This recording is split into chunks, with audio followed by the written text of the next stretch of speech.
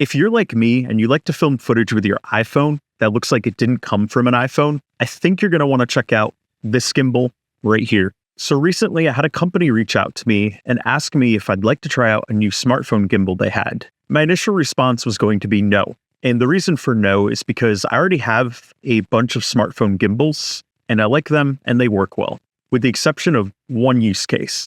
But before I said no, I asked one question. And that question was, what payload does this gimbal support? And when I received the answer shocked me. The answer I received was 450 grams. For a moment, I was in disbelief. 450 grams? After that answer, my immediate answer was yes, I'll try out this gimbal. At this point, my curiosity was piqued.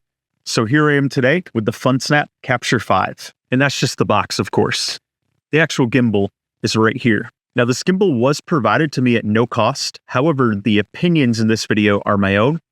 And this video was not subject to approval by Funsnap or anyone else before I shared it. So at this point, you might be asking, why is it such a big deal that this gimbal can support a 450 gram payload? And what makes this gimbal so different from other very popular gimbals, such as the DJI Osmo Mobile 6? So in order to answer that question, I think it's easiest if I show you what I mean. So I've got some scales right here, and we're going to go through some weights here really quick. So if I put the iPhone 15 Pro on these scales, the iPhone 15 Pro without any case or anything on it weighs approximately 188 grams. So next, I'm going to put my iPhone 15 Pro in a case right here. This case is pretty average weight, maybe a little bit heavier than average, but not much. It is a case from Freewell that I use with the filters from Freewell for my iPhone. So once we put the case on it and weigh it again, the weight goes up to 249 grams. That case added about 60 grams of weight to the iPhone 15 Pro. Next, I'm going to install a filter on here. So first of all, I'm going to install this variable ND filter right here. So I'm going to take it out of its case and I'm going to pop it on the back. So when I install that variable ND filter, that brings the weight up to 287 grams. And then let's say I decide to use this Anamorphic filter right here from Freewell. When we put our phone on the scales now with the Anamorphic filter, the weight goes up to 348 grams. Now, the Anamorphic filter is one of the heaviest filters that I use with my iPhone, but it is a filter that I use often. I love how the Anamorphic footage look. So here's why this is a problem. When I add this case and filters to the iPhone 15 Pro, the weight gets very close to 300 grams. And in the case of the Anamorphic filter, it goes over 300 grams. Now, the reason this is a problem is because all of the other smartphone gimbals that I own, they have a max payload of 300 grams. 300 grams is actually very common for smartphone gimbals. And the reason for that is because your iPhone, even with a case, is usually not going to be over 300 grams or probably even close to it. Usually you're going to max out at like right around 250 grams when you combine the weight of the iPhone in your case. But when you get up really close to 300 grams or over 300 grams, those gimbals cannot adequately support the weight of this, and they're either going to provide really bad stabilization or they're not going to provide stabilization at all. I'll demonstrate with the Osmo Mobile 6, which, by the way, this isn't a knock to DJI. I love DJI. I have a lot of their products. They make good stuff. And this gimbal just simply is not rated to support more than 300 grams. So when I try to put this on the gimbal here, even if I try to get it into landscape mode, poor gimbal just can't do it. It can't handle that whopping Anamorphic filter on there. Now, if I take the filter off and then try to do landscape mode, it is able to do it. And I can even put the ND filter on. But if you look there, when I put on the ND filter, it can get up there, but then it falls right back. So what we can do is we can try to balance this a little bit better, and it will do a little bit better there. But eventually when you're using it quite a bit like this, it will flop down again and it just can't take it. So this is where the Funsnap Capture 5 saves the day. I've got to be honest, I didn't have high expectations for this gimbal. I've never heard of the brand Funsnap before.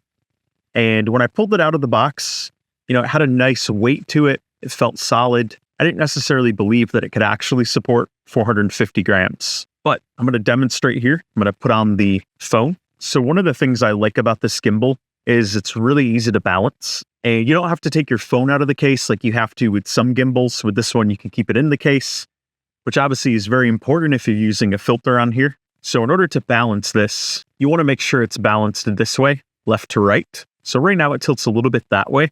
So we're going to move it back a little bit this way. And that is a good balance right there. So I'm going to power it on. And as you can see on here, it stays very stable, doesn't start falling down or anything like that. And I want to demonstrate the anamorphic filter on here as well, so you can see it for yourself. Now, I do recommend powering it off whenever you're switching filters. That way you're not fighting against the motors on here and potentially weakening or damaging them. So I'm going to get this really heavy anamorphic filter on here, and we're going to power it back on. And as you can see here, easily supports the anamorphic filter as well. No problems. And I don't hear any tension in the motor making bad noises. It's pretty solid right there. So this gimbal does have a lot of features that overlap with other gimbals, so I'm not going to get into all of those at great depth, because for me, the big selling point of this is it can support 450 grams. And if you're like me and you like to film cinematic footage that doesn't look like it came from an iPhone, a gimbal like this is a must-have. So the first feature of this gimbal that I really like is you could easily go between horizontal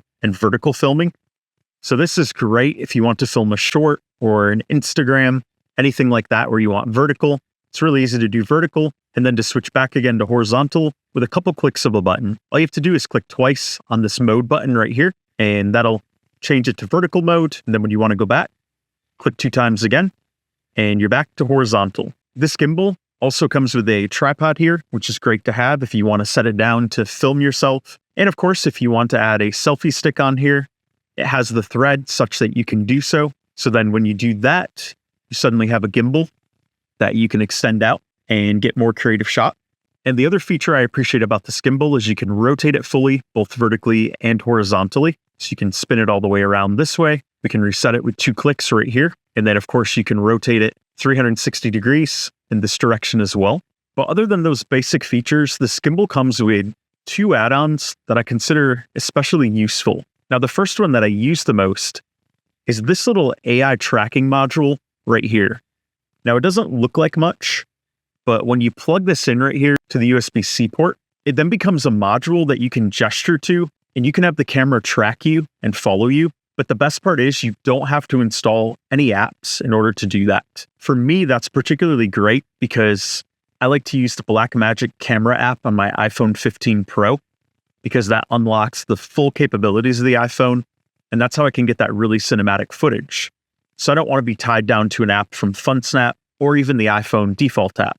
I want to be able to use my own app.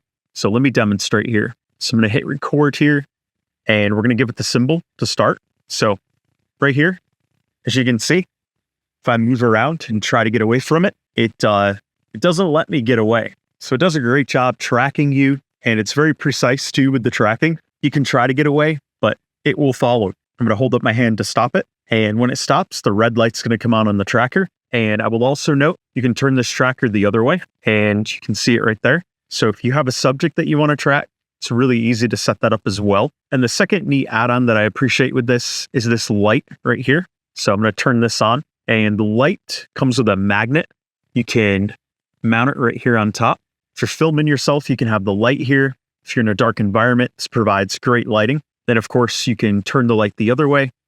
If you're filming a subject and you need to put more light on them, you can film them just like this. You can also adjust the color temperature and the brightness on this light.